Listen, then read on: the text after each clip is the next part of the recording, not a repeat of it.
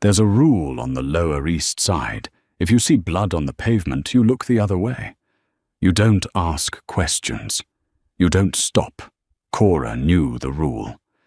But when she found a man bleeding out next to the dumpsters behind her apartment, she didn't step over him.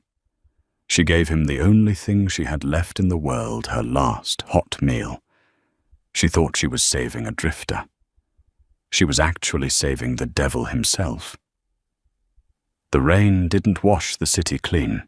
It just made the grime slicker. Cora leaned her forehead against the freezing glass of the subway car, watching the blurred neon signs bleed into the puddles outside. Her feet throbbed in rhythm with the train on the tracks. 14 hours.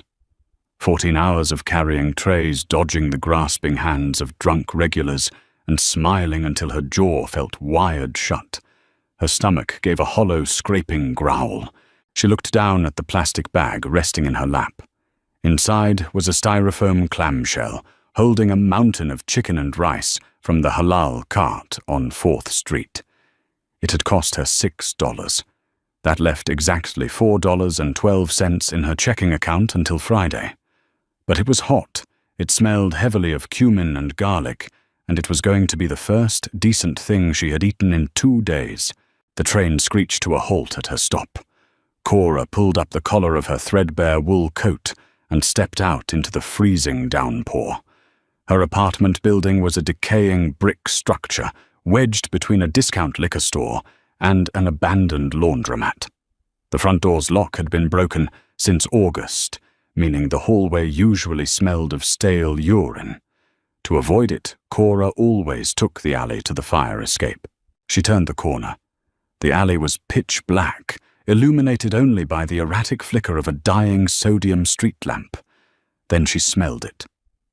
Copper. Sharp, heavy, and undeniably metallic, cutting right through the stench of wet garbage. Cora froze. Her grip tightened on her plastic bag. She took a slow step backward. Look the other way, her brain screamed. Go back to the street. Walk around. A wet, ragged cough broke the silence. It came from the narrow space between the overflowing dumpsters and the brick wall. A shadow shifted. Cora's breath hitched in her throat. She couldn't see a face, just the sheer, terrifying bulk of a man slumped against the bricks. One of his legs was stretched out, his expensive leather shoe resting in a puddle of dirty water. The water around his shoe wasn't just dirty. It was dark. Thick. Don't! A voice rasped out of the dark. It was barely more than a whisper, but it carried the weight of a loaded gun. Don't run! Don't scream! Cora stood paralyzed.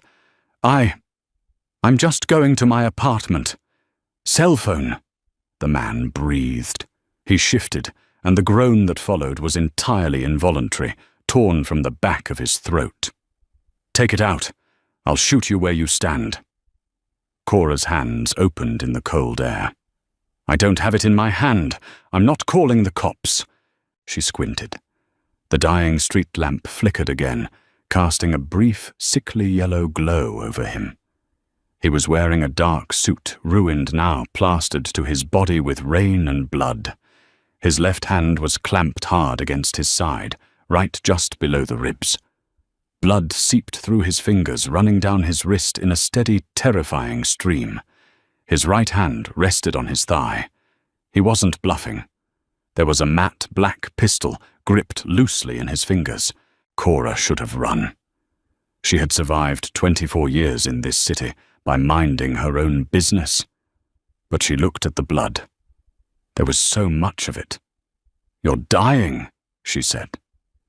The observation fell flat, stripped of panic. Astute. He muttered his head, lolling slightly against the brick. Go inside. Forget you saw this. He was trying to sound menacing, but his voice was thinning out. Shock was setting in. Cora knew what shock looked like. Her father had looked just like that on the living room floor before the paramedics arrived too late. The pale, waxy skin, the tremors shivering through his broad shoulders. She took a step forward. The gun twitched upward. I said, "Go. Put that away. You don't even have the strength to lift it," Cora said, her voice surprisingly steady.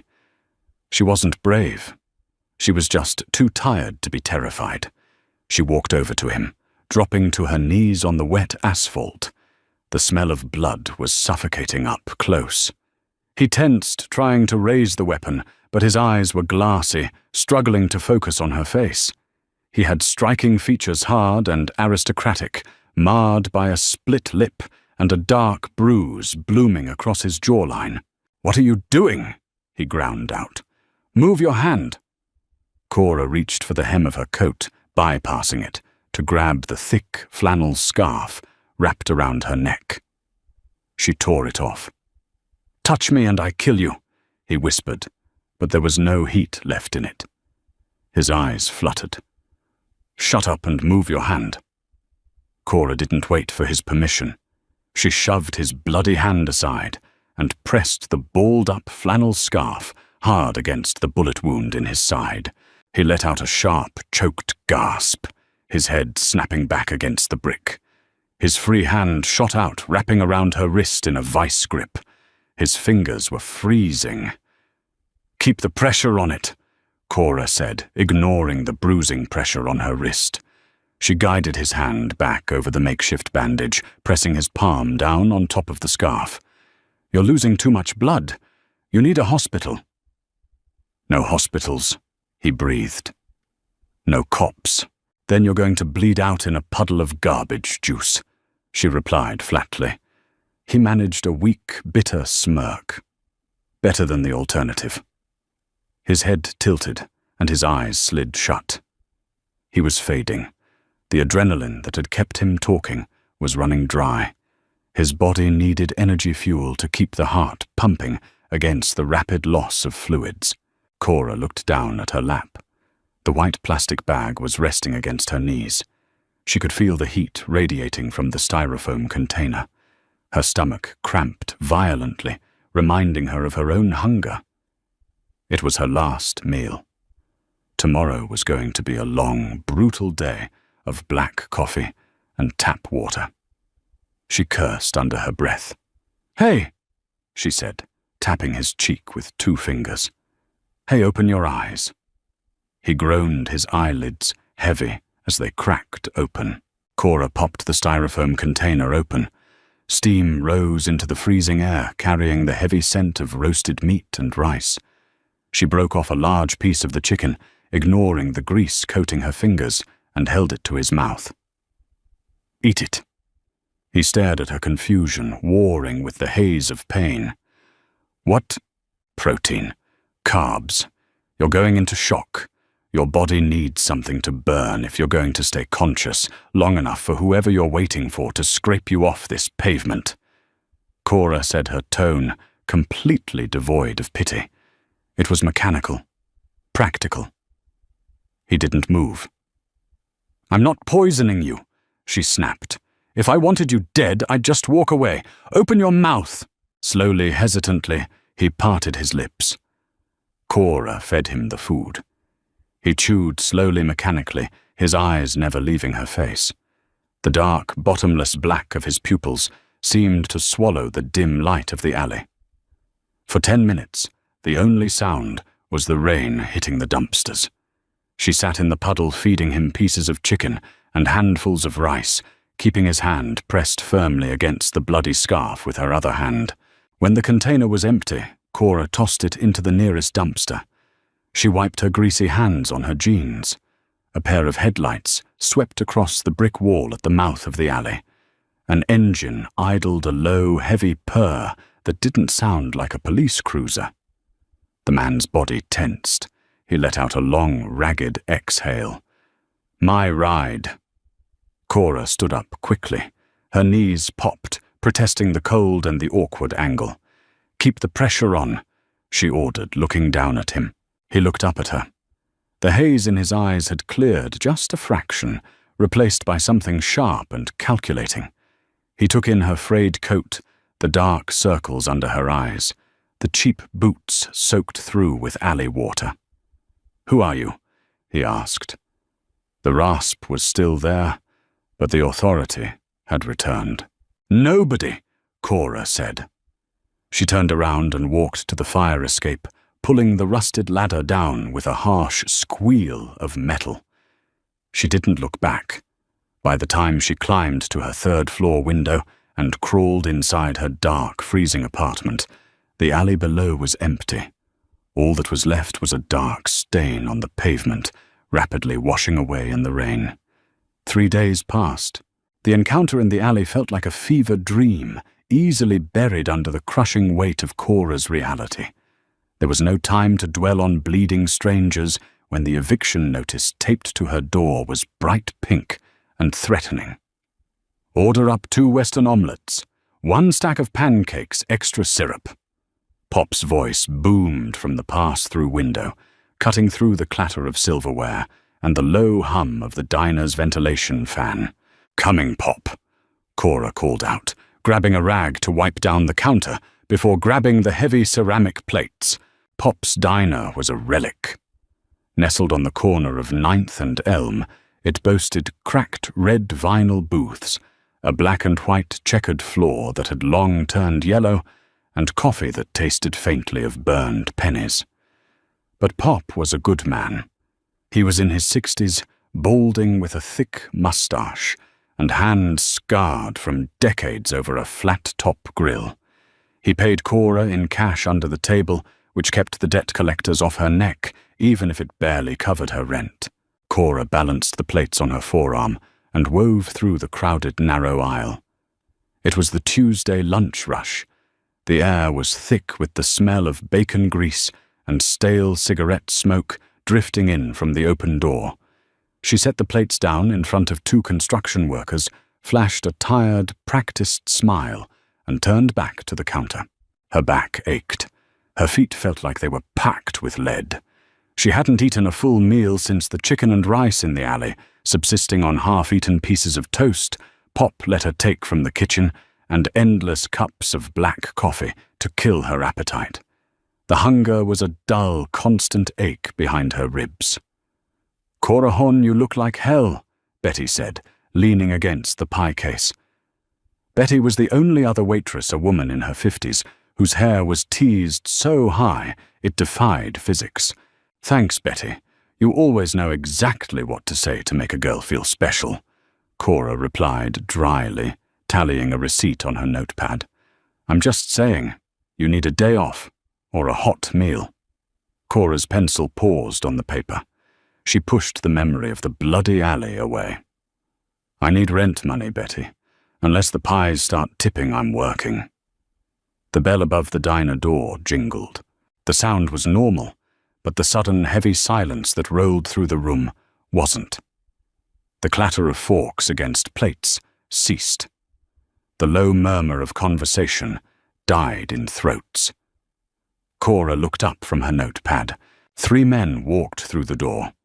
They didn't fit the diner's aesthetic of blue-collar workers and tired locals. They wore leather jackets over dark shirts. The man in the lead, a heavy-set guy with a thick neck and a jagged scar cutting through his left eyebrow, had a swagger that took up too much oxygen in the small room. It was Tommy the Wrench Silver.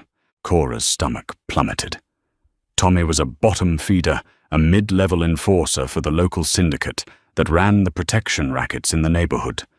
They usually showed up on the 1st of the month.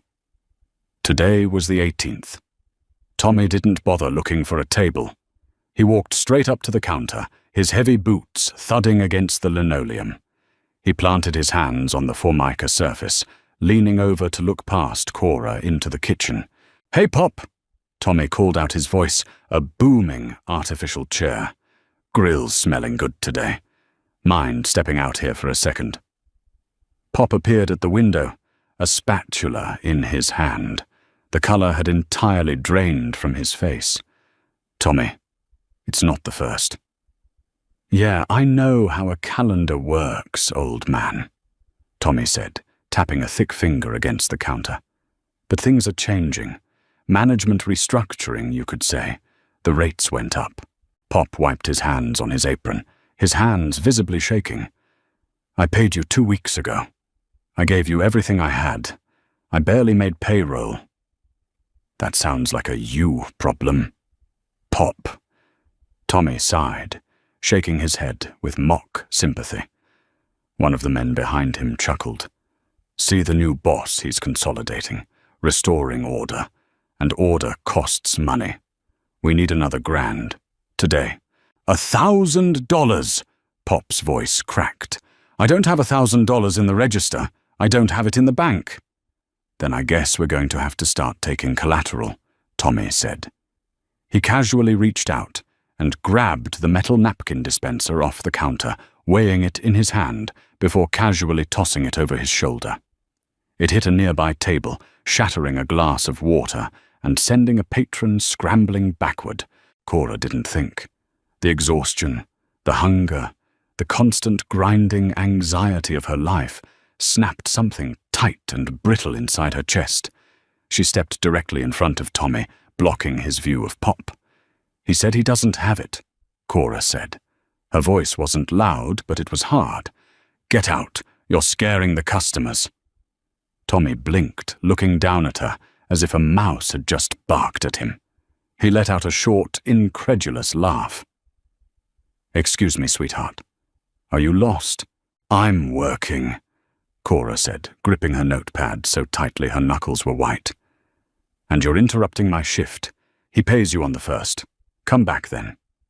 The amusement vanished from Tommy's face, replaced by a sudden, ugly violence. He leaned in his breath, smelling of stale coffee and stale beer. Listen to me, you little bitch. I don't take orders from waitresses. Move before I remodel this place with your face. He reached out his thick hand, grabbing Cora's shoulder. His grip was bruising, digging into her collarbone.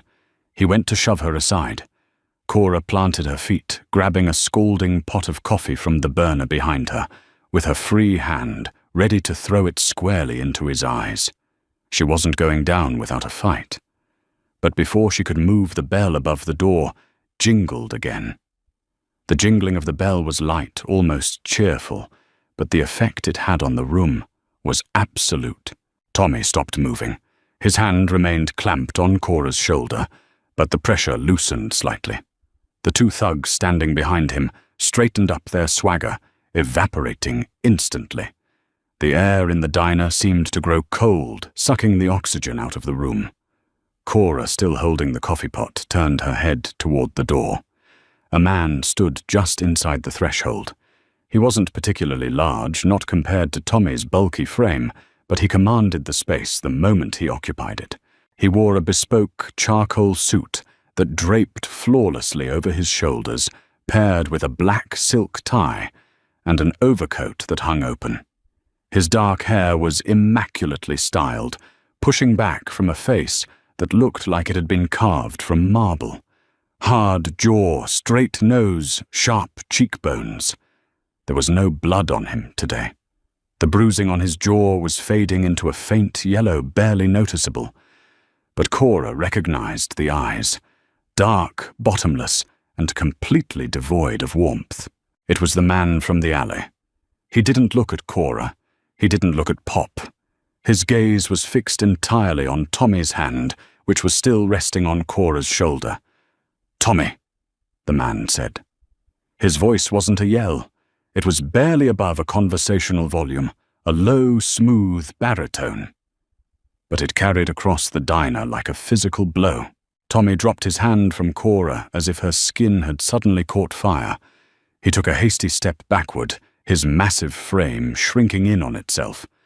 "Mr. Costa, we weren't expecting you down here." Gabriel Costa. The name clicked in Cora's mind, bringing a sudden wave of icy dread. Everyone in the city knew the name Costa.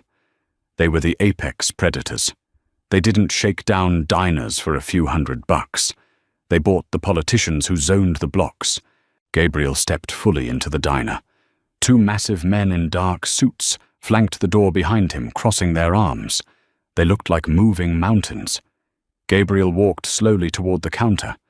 The only sound in the room was the quiet click of his polished shoes on the linoleum.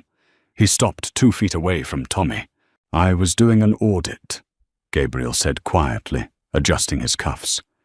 Reviewing the territory after the transition of power last week. Imagine my surprise when I find you shaking down a diner that isn't on the collection ledger. Tommy swallowed hard. Sweat beaded on his forehead. Mr. Costa Rye, the old boss, he let us handle the loose change on these blocks. I was just trying to increase the margins for the family. The old boss is dead, Gabriel stated. The absolute lack of emotion in his voice was terrifying. And I don't authorize unauthorized collections. It's sloppy. It breeds resentment. It makes us look like street thugs. He looked Tommy up and down with clinical disgust, which apparently some of us still are. It won't happen again, boss. I swear. Tommy stammered, raising his hands in surrender. You're right. It won't. Gabriel didn't raise a hand. He didn't gesture. He simply tilted his head a fraction of an inch toward the door.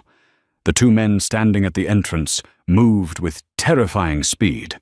Before Tommy could react, one of them grabbed him by the back of the neck, hauling him backward. The second thug was already dragging Tommy's two companions out by their collars. The door shut behind them. Through the glass, Cora saw them being shoved into the back of a black SUV, idling at the curb. The diner was perfectly silent. Pop was frozen at the grill.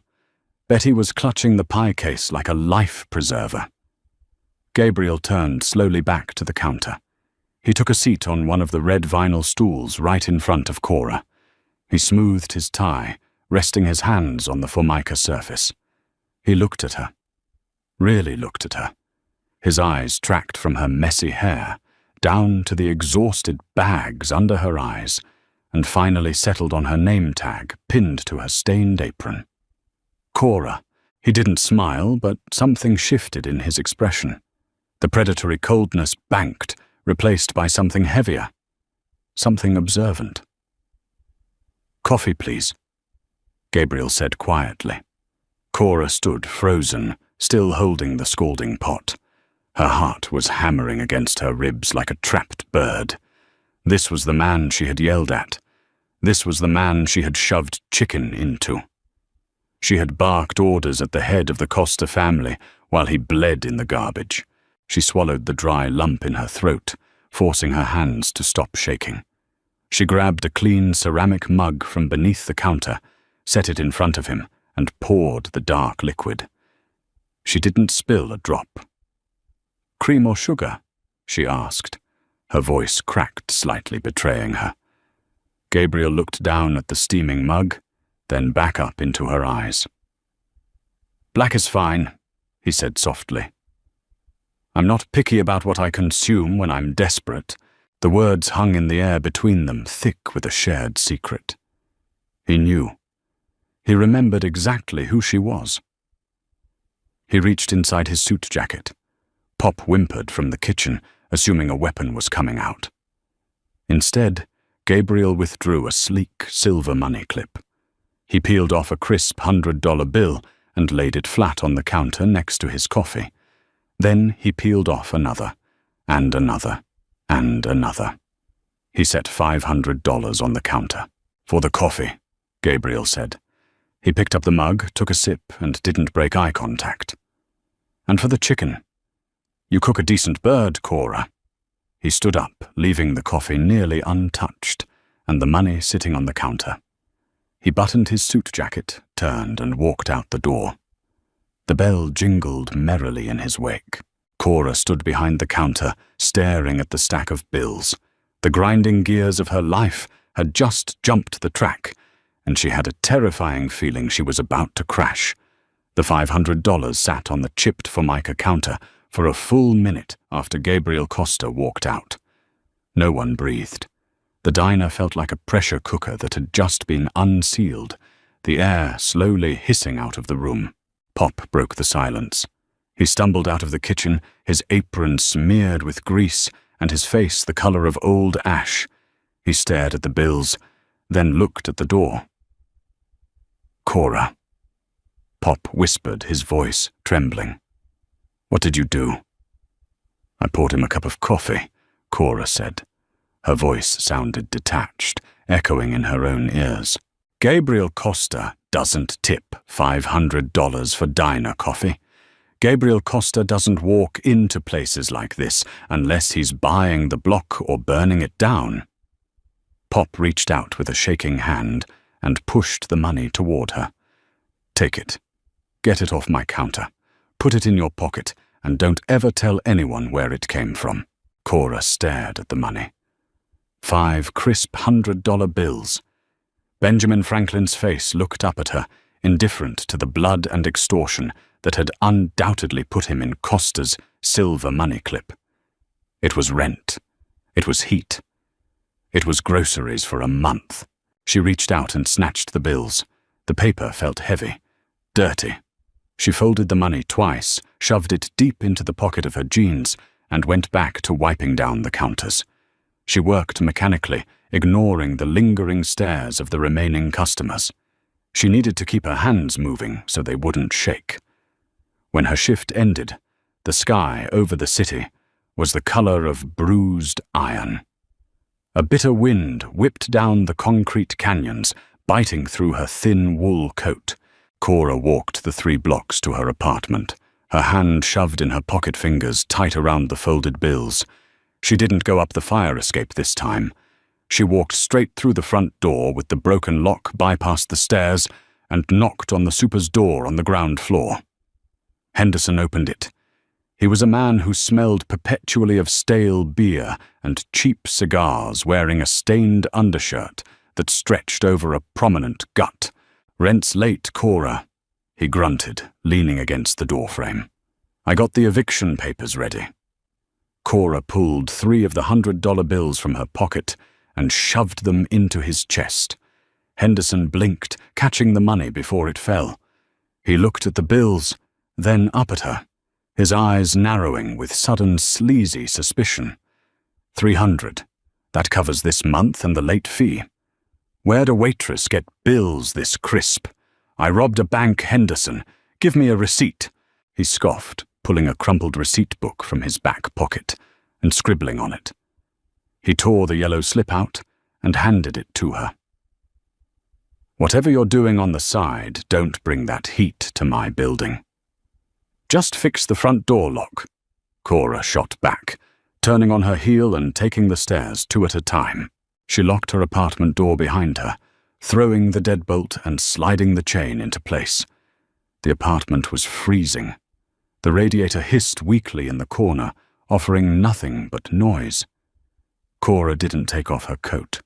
She sat on the edge of her mattress, staring at the remaining $200 in her hand. She had bought herself another 30 days of shelter. But as she looked out her grime-streaked window onto the street below, the victory tasted like ash.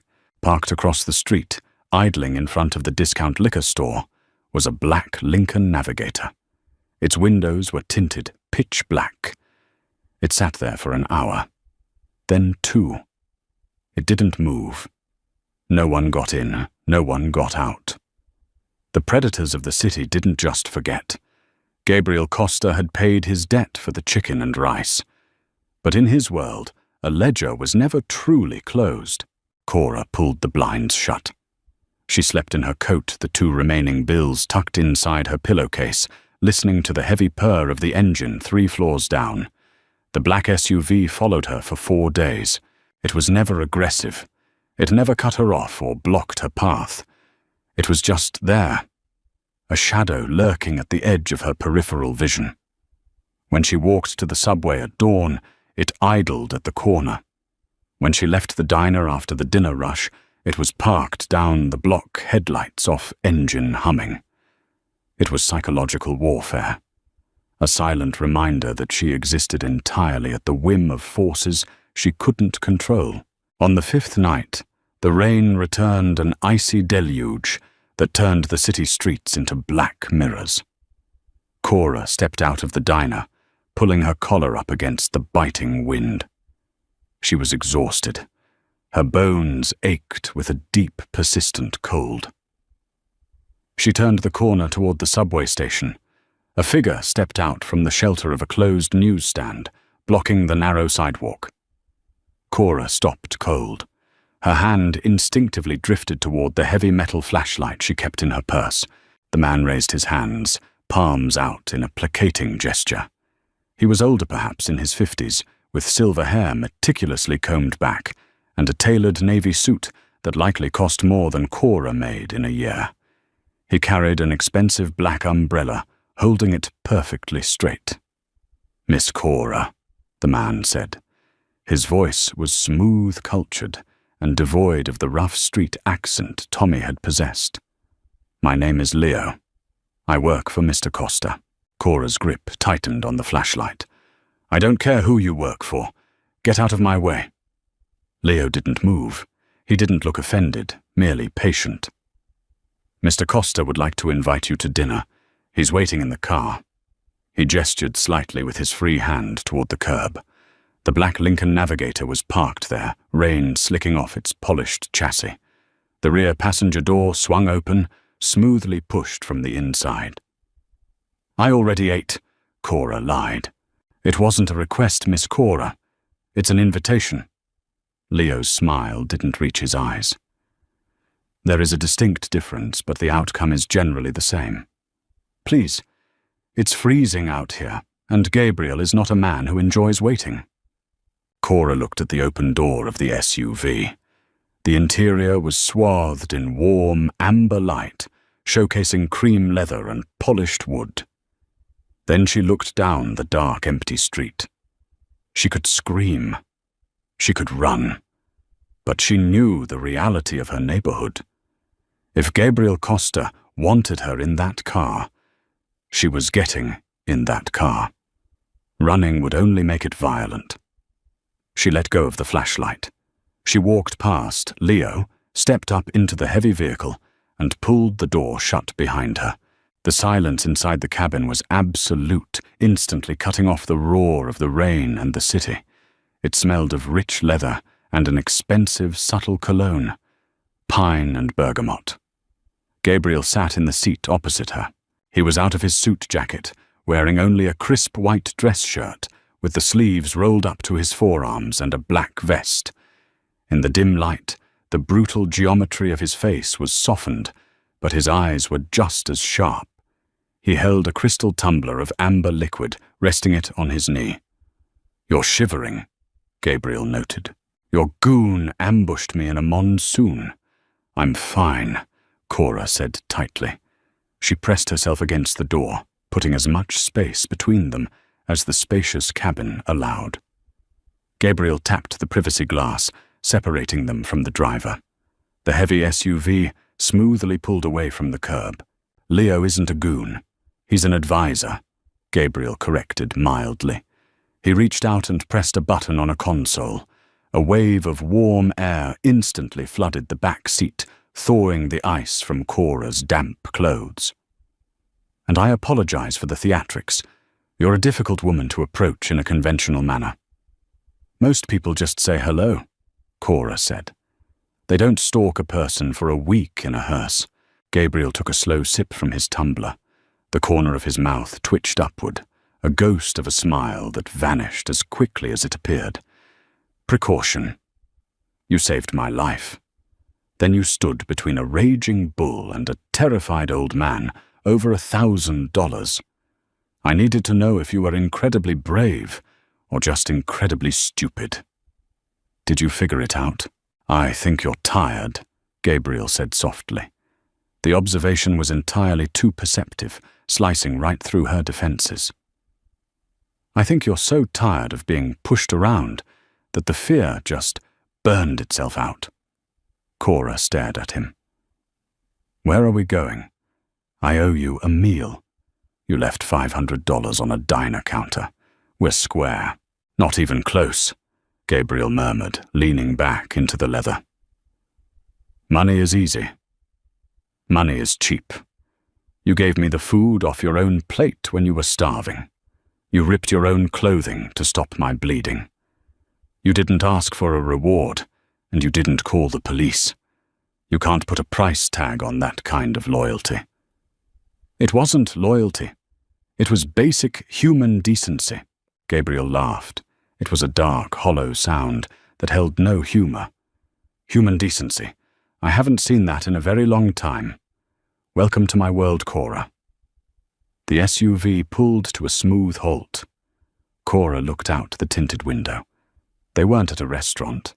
They were parked in a private subterranean loading dock surrounded by concrete pillars and steel doors. Gabriel set his glass down. Come, let's eat. Gabriel led her through a heavy steel door and into a service elevator. They rode in silence to the penthouse level. When the doors parted, Cora stepped into a space that defied the gritty reality of the city below. It was a sprawling loft, encased entirely in floor-to-ceiling glass that overlooked the glittering skyline. The floors were dark, polished hardwood. Modern minimalist art hung on the walls. It was immaculate, sterile, and breathtakingly expensive. In the center of the massive room was a dining table set for two. A private chef in a pristine white coat was just placing silver covers over the plates. He bowed slightly to Gabriel and vanished into a back kitchen without a word. Sit, Gabriel offered, pulling out a chair for her. Cora didn't move. She stood in the center of the room, her scuffed, wet boots, a glaring contrast against the polished floor. Her cheap, damp coat dripped onto the hardwood. I don't belong here, she said flatly. You belong wherever I invite you, Gabriel replied. The authority in his voice was effortless. It wasn't a threat. It was a simple statement of fact as he saw the world. He walked over to a wet bar, pouring himself a glass of water, giving her space. Take off your coat, Cora. Sit down. Eat. I promise the food is better than what you pull out of a styrofoam box in an alley. Her stomach betrayed her with a loud, hollow growl. The smell permeating the room, roasted garlic, seared steak truffle, was intoxicating. She was hungry. She was always hungry. Reluctantly, she shrugged off her damp coat, draping it over the back of a chair, and sat down. Gabriel took the seat opposite her. He lifted the silver covers.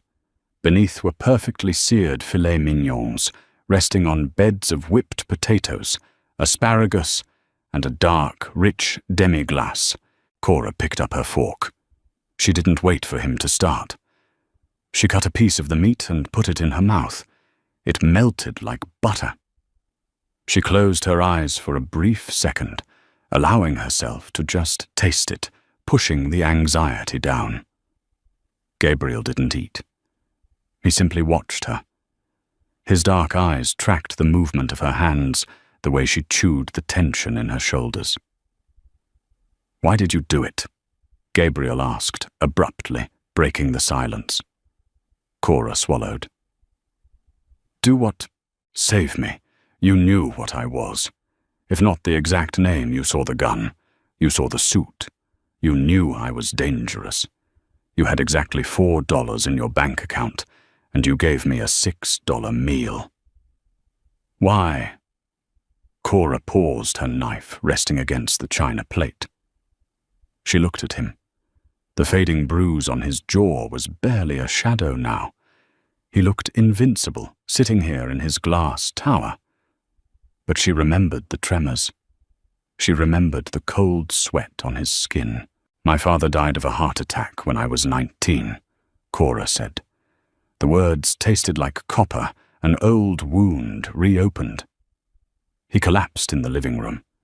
It took the ambulance 30 minutes to get to our neighborhood. I sat with him while he died. I watched the light go out of his eyes. Gabriel's expression didn't shift, but the stillness in him deepened.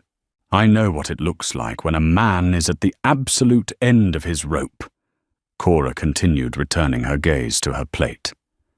When you were bleeding by those dumpsters, you weren't a boss. You weren't a gangster. You were just a dying man in the dark. I didn't want to watch another man die on the floor. Gabriel absorbed this. He slowly picked up his own fork, but he just used it to push a piece of asparagus across his plate. I ran a background check on you, Gabriel said quietly. Cora's head snapped up. Anger flared hot and sudden, burning through the intimidation. "Excuse me." Cora Davis, 24, dropped out of community college to pay off your father's medical debts. You work 60 hours a week at a diner that barely stays afloat. You have zero criminal record, no living relatives, and you were nearly evicted 3 days ago until you paid your landlord with my money. You have no right to look into my life. Cora snapped her knuckles, turning white around her fork. "I have every right." Gabriel countered his voice, remaining level, entirely undisturbed by her anger. "You injected yourself into my life. In my line of work, unknown variables are fatal. I had to know if you were a plant, an assassin, or a spy." "And what did you find out?" she demanded, glaring at him. "That you are exactly what you appear to be. A civilian. A desperately unlucky, aggressively stubborn civilian." Gabriel set his fork down and leaned forward, resting his forearms on the table. "Which brings us to the ledger. I told you we are square." "No, Cora, we aren't." Gabriel reached inside his vest pocket. He pulled out a sleek, black leather checkbook and a silver fountain pen. He set them on the table between them. "I owe you my life. In my family, a life debt is a sacred thing. It cannot be ignored." He uncapped the pen and pushed the checkbook toward her. "Write a number," Gabriel commanded softly. "Any number. Enough to buy your building. Enough to leave the city. Enough to never carry a tray of cheap coffee again. Write it down and it's yours. Free and clear." Cora looked at the blank check. The signature at the bottom was Gabriel Costa. The account was likely large enough to rival the GDP of a small country. She could write down $1 million. 10 million. He wouldn't blink. She looked from the check to Gabriel's face. He looked satisfied, relieved even. He was comfortable here in the realm of transactions. This was how he understood the world. Everything had a price. Everyone could be bought. If he paid her, the debt was settled. The anomaly was categorized and filed away. Cora slowly picked up the silver pen. It was heavy, perfectly balanced. Gabriel leaned back, watching her, waiting for the inevitable capitulation. Cora capped the pen. She set it down gently next to her plate. She didn't touch the checkbook. "No," Cora said. Gabriel's brow furrowed slightly. The satisfaction vanished. "No." "I don't want your money, Gabriel," she said, using his first name for the first time. It felt dangerous in her mouth. "I didn't save you for a payday. I saved you because it was the right thing to do.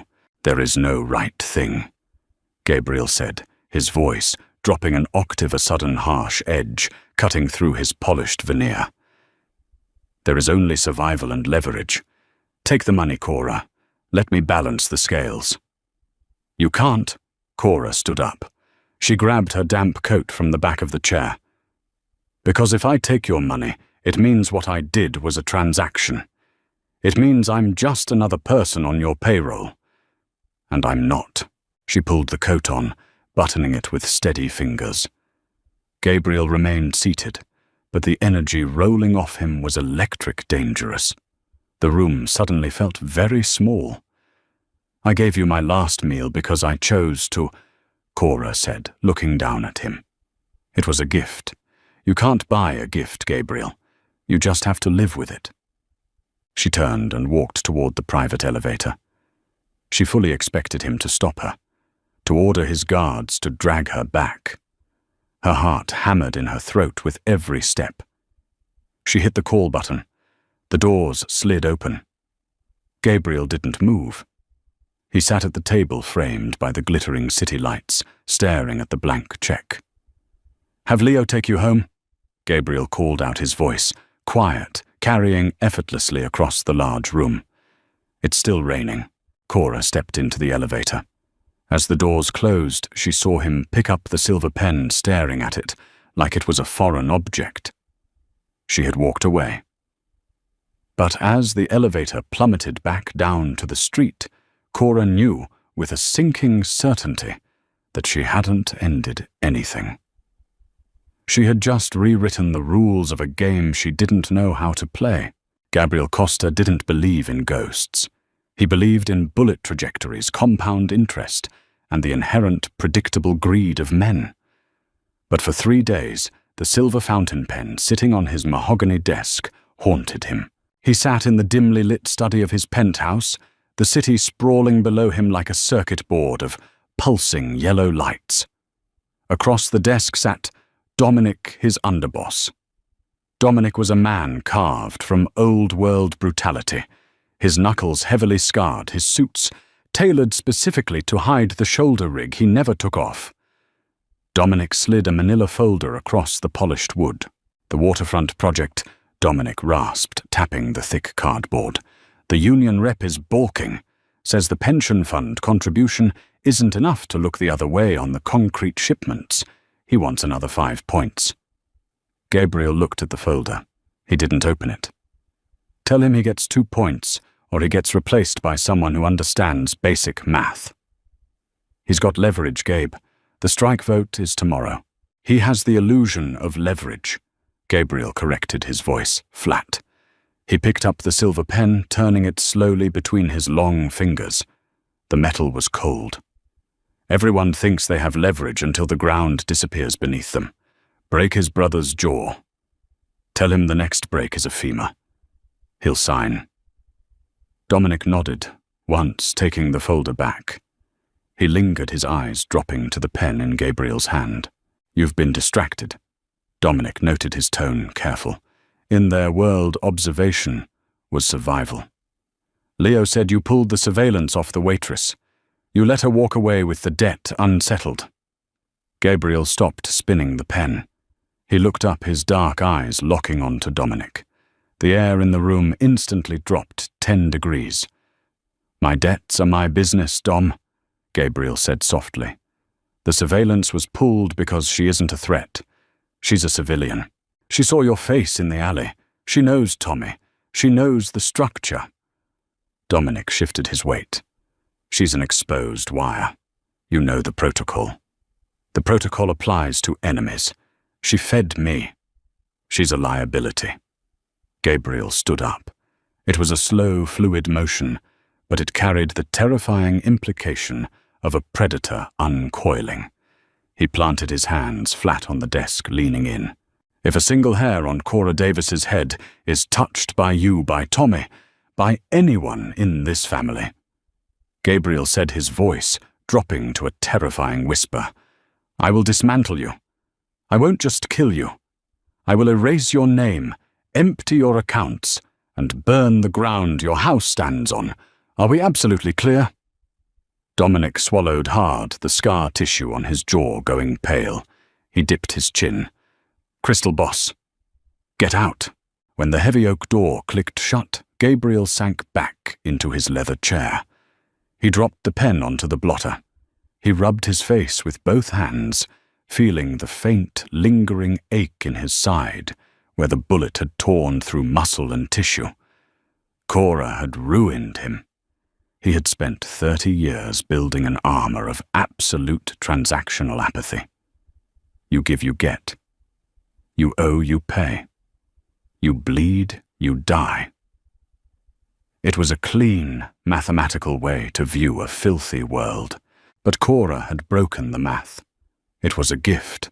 The concept was entirely alien to him. Gifts came with strings. Gifts were bribes dressed up in shiny paper.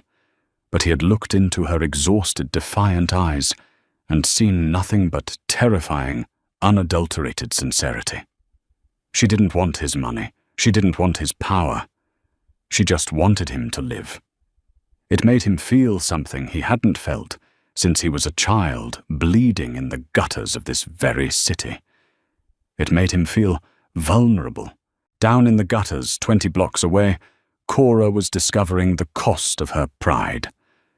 She stood in the fluorescent-lit aisle of a discount bodega, staring at a can of generic chicken noodle soup. It was $1.49. She checked the crumpled bills in her palm. 2 singles a quarter and 3 dimes. $2.55. She could afford the soup. She couldn't afford the soup and a loaf of bread. She put the soup back on the shelf, grabbing a 99-cent bag of dried lentils instead. Lentils went further. They just tasted like dirt. Her back ached from a double shift. Pop's diner had been slammed all day, the ventilation fan broken, leaving the air thick and greasy. She smelled like old bacon and stale coffee. She thought about the blank check. She pushed the thought away violently. If she took that money, she would be validating everything Gabriel Costa believed about the world. She would become a line item on a gangster's spreadsheet. Her father had always told her that the only thing a poor person truly owned was their integrity. Once you sold it, you could never buy it back, no matter how rich you got. Cora paid for the lentils, stepping out into the freezing night air. The rain had stopped, leaving the sidewalks slick and shining under the amber streetlights. She tightened her scarf and began the 6-block walk back to her apartment. The streets were quiet. Too quiet. The usual hum of traffic was muted, the corner boys nowhere to be seen. Cora's instincts, honed by years of living on the edge, flared to life. The hairs on her arms stood up. She quickened her pace, her boots slapping against the wet concrete. She reached her block. The broken street lamp halfway down the alley meant the entrance to her fire escape was swallowed in pitch black. She didn't look over her shoulder. She just walked faster, her hand dipping into her worn canvas tote bag, her fingers wrapping tightly around the cold, heavy metal of the flashlight she always carried. She reached the mouth of the alley. A heavy hand clamped down on her shoulder from behind the grip, violently tearing her backward. Cora slammed hard against the rough brick wall of the liquor store. The breath was knocked out of her lungs in a sharp, agonizing rush. Her tote bag fell to the wet pavement, the bag of lentils spilling out into a muddy puddle. She gasped, her vision swimming, trying to focus on the massive shape standing over her. The smell hit her first: stale beer, cheap cigarettes, and raw, ugly sweat. "Hello, sweetheart." Tommy Silver stood there. He wasn't wearing his expensive leather jacket tonight. He looked disheveled, frantic. The swagger was gone, replaced by the cornered animal desperation of a man who had lost everything. His left eye was severely bruised, the skin around it split and stitched. Behind him stood 2 other men. Not the polished thugs Gabriel employed. These were street muscle, junkies looking for a quick payout. "Tommy!" Cora choked out, trying to push herself flat against the brick. "You ruined my life." Tommy spat, stepping closer. He pulled a heavy steel tire iron from his belt, tapping it against his palm. "I got stripped of my territory, humiliated in front of the whole family. And all because I tried to collect from a rundown diner, and you had to play hero." "I didn't do anything to you," Cora said, her voice shaking. She subtly slid her right hand down her side, searching for the fallen tote bag in the dark. "You got the boss's ear. You think you're untouchable now?" Tommy laughed, a wet, ugly sound. "Costa ain't here tonight. Costa don't care about a dead waitress in a gutter. He only cares about the ledger. And you ain't on it." He raised the tire iron. Cora's fingers brushed the canvas strap of her bag. She didn't hesitate. She didn't scream. Screaming in this neighborhood was just asking people to lock their doors tighter. She lunged forward, not away from him, but directly into his guard. She brought her right hand up the heavy metal flashlight, gripped tight, and drove it directly into the center of Tommy's bruised face. The crunch of cartilage was sickeningly loud. Tommy screamed a high-pitched wail of agony, dropping the tire iron and clutching his nose. Blood sprayed across Cora's coat. She didn't stop to admire her work. She shoved past him, sprinting wildly toward the street. She needed light. She needed traffic. One of the junkies grabbed the back of her coat. The cheap wool tore, but the momentum halted her. He spun her around, a rusted switchblade clicking open in his hand. Cora swung the flashlight wildly, catching him on the collarbone. He grunted, but didn't let go, raising the knife. Suddenly the night erupted in blinding white light. A pair of high-beam headlights flared from the end of the street, cutting through the darkness like physical blades. The roar of a massive engine drowned out Tommy's screaming. The black Lincoln Navigator didn't brake. It accelerated. It jumped the curb with a violent crunch of metal against concrete, tearing the front bumper of a parked sedan clean off. It barreled straight toward the alley entrance. The junkie holding Cora froze, blinded by the lights.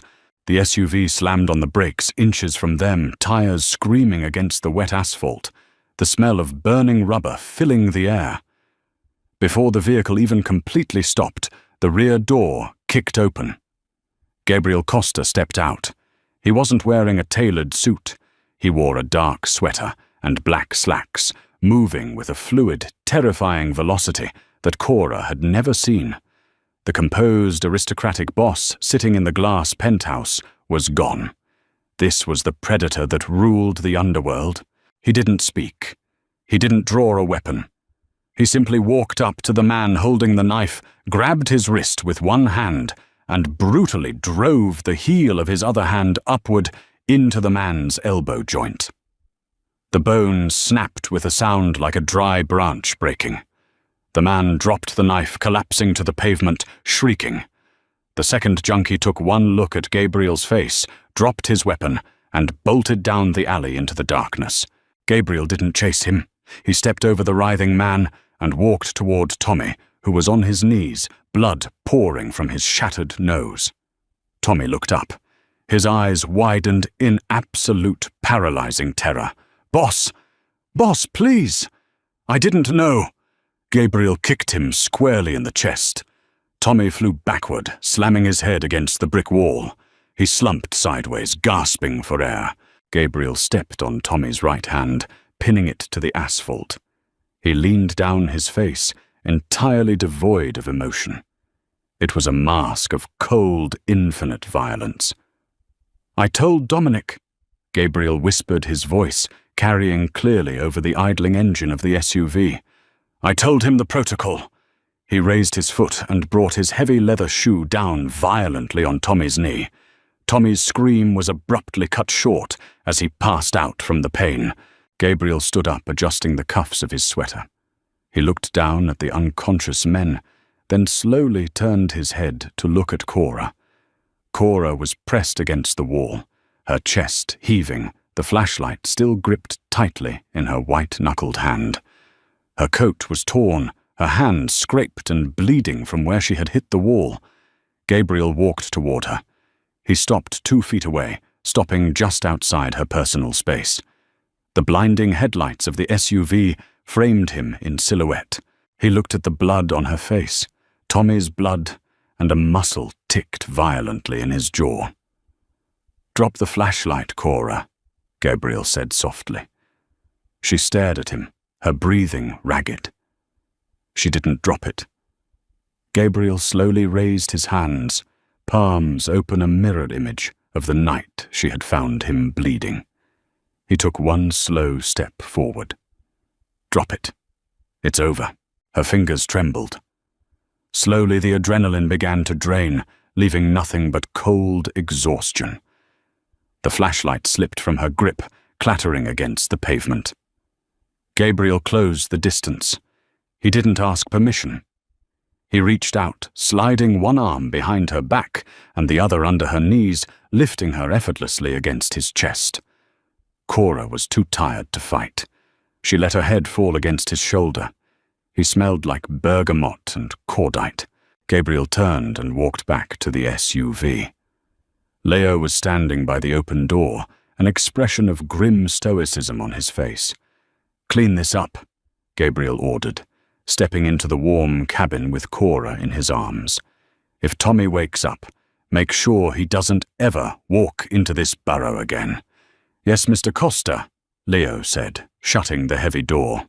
The SUV pulled smoothly off the curb, leaving the bloody alley behind in the dark. They didn't go to the glass penthouse. The SUV navigated through a maze of narrow industrial streets on the edge of Brooklyn, finally pulling into a heavy steel garage that locked automatically behind them. Gabriel carried her up a narrow flight of wooden stairs into a space that felt entirely different from his sterile tower. It was a sprawling loft, but it felt lived in. Exposed brick walls, heavy timber beams, a massive worn leather sofa, and shelves lined with actual red books. It smelled of old wood and faint cigar smoke. It was a fortress, but it was warm. He set her gently down on the leather sofa. "Stay," he commanded softly. Cora didn't have the energy to do anything else. She watched as he walked into an adjacent bathroom, returning a moment later with a white ceramic bowl filled with warm water, a clean towel, and a first aid kit. He pulled up a wooden stool, sitting directly in front of her. He reached for her torn coat. Cora flinched instinctively. Gabriel paused, his hands hovering in the air. He looked her directly in the eyes. "I am not going to hurt you. I will never hurt you. Look at me." Cora met his gaze. The dark, bottomless black of his eyes wasn't cold anymore. It was intensely focused, completely grounded. She gave a small, jerky nod. Gabriel gently slipped the ruined wool coat off her shoulders. He tossed it onto the floor. He took the warm, damp towel and carefully began wiping the blood from her face. His touch was shockingly gentle. For a man whose hands were built for violence, he moved with the precision of a surgeon. He wiped the dirt from her cheeks, the smear of blood off her chin. He took her hands, cleaning the scraped knuckles where she had hit the wall, applying an antiseptic ointment that stung sharply. Cora hissed, trying to pull her hand back. Gabriel held firm, blowing softly on the cuts. "You broke his nose, cleanly, with a flashlight." "He was going to kill me," Cora whispered. "He was going to try," Gabriel corrected. He finished bandaging her knuckles and dropped her hand gently. He leaned back on the stool, resting his forearms on his knees, looking at her. "Why didn't you run, Cora, when you saw him in the alley? You could have run." "I was tired of running," she admitted, leaning her head back against the leather sofa, closing her eyes. "I'm tired of being afraid of the rent, afraid of the streets, afraid of men like him." She opened her eyes and looked at him. "Afraid of men like you?" Gabriel didn't look away. "Are you afraid of me now?" Cora looked at the man sitting in front of her. He had just crippled a man without a second thought. He commanded an army of shadows. But he was also the man who had let her feed him by a dumpster, who had offered her the world on a blank check, and who was currently wiping mud off her cheap boots with a clean towel. "No," Cora said softly. "I don't think I am." Gabriel exhaled a long, shaky breath. He ran a hand through his immaculately styled hair, ruining it, making him look younger, more human. "I didn't know what to do with you." Gabriel confessed, his voice dropping to a low rumble in the quiet loft. "When you refused the money, it drove me insane. Everything in my life is a transaction. I buy loyalty. I pay for silence. I extort respect. But you wouldn't take the payment. You left me in debt." "I told you," Cora said gently. "It was a gift. I know." Gabriel leaned forward again, his dark eyes searching her face. "And I finally understand what that means. It means I can't balance the ledger. I can't buy my way out of what I owe you." He reached out his warm, rough fingers, gently tracing the line of her jaw, stopping just below her ear. His thumb brushed against her pulse, feeling the steady, calming rhythm of her heart. "I can't buy you, Cora," Gabriel murmured, his face inches from hers. "So I'm going to protect you instead. Not because I owe you, but because I want to. Because the thought of someone touching you in that alley made me want to burn this entire city to the bedrock. Cora felt a shiver run down her spine that had nothing to do with the cold. The intensity in his voice was overwhelming. It wasn't the polished threat of a mafia boss.